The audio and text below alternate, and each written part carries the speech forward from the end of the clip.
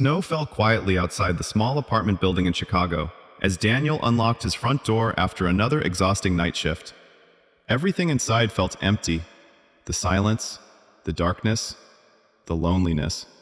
He tossed his keys onto the kitchen counter and rubbed his tired eyes. At 32 years old, Daniel felt older than he should have. Life had drained him slowly over the years. 2 years earlier, his younger brother died in a car accident. 8 months later, his fiancée left because she said Daniel had become emotionally distant.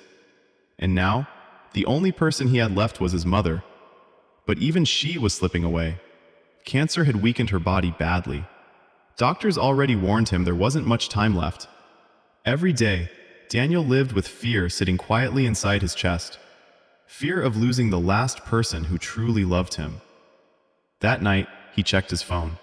3 missed calls from the hospital. His heart instantly dropped. Within minutes, Daniel was speeding through snowy streets with tears forming in his eyes. "Please, God, not tonight," he whispered. When he arrived at the hospital, nurses guided him silently toward his mother's room. But before he entered, a doctor stopped him gently. "I'm sorry," the doctor said quietly. "She passed peacefully about 20 minutes ago." Daniel felt like the world stopped moving. No sound, no thoughts, just emptiness. He slowly entered the room anyway. His mother lay peacefully beneath the white hospital blanket. The machines beside her were now silent. Daniel grabbed her hand immediately. It was still warm. And suddenly, all the emotions he'd buried for years exploded out of him. "I'm sorry," he cried. "I should have been here sooner." Tears rolled endlessly down his face as memories flooded his mind. Her cheering at his baseball games as a kid. The way she worked double shifts just to provide for him and his brother. The nights she stayed awake, comforting him after nightmares. She spent her whole life loving him, and now she was gone. A nurse quietly walked into the room holding a small envelope. "She asked me to give you this after," the nurse paused softly, "after she passed." Daniel stared at the envelope with trembling hands. Written across the front were the words, "For my son, when he feels alone." Back at his apartment later that night, Daniel sat on the floor beside the couch, staring at the letter for almost an hour before finally opening it. Inside was a handwritten note. His mother's handwriting immediately broke him emotionally. The letter read, "Danny, if you are reading this, then I'm finally home with God.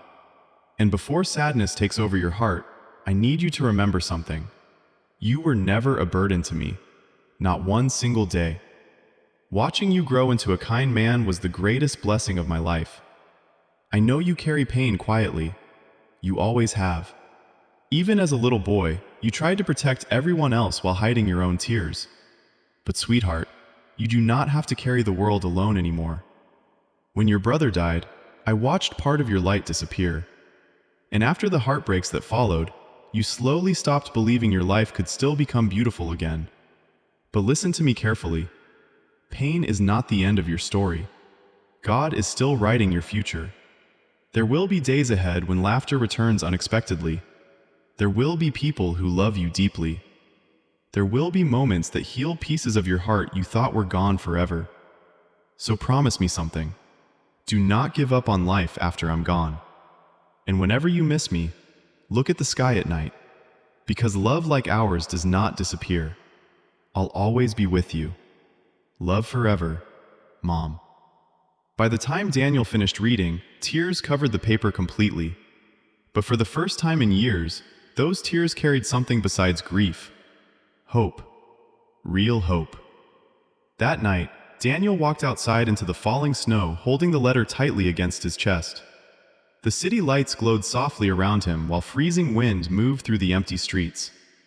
And for the first time since losing his brother, for the first time in a very long time, Daniel looked up toward heaven and smiled through tears.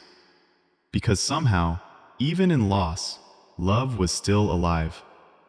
And sometimes, the people we lose leave behind exactly what we need to keep going.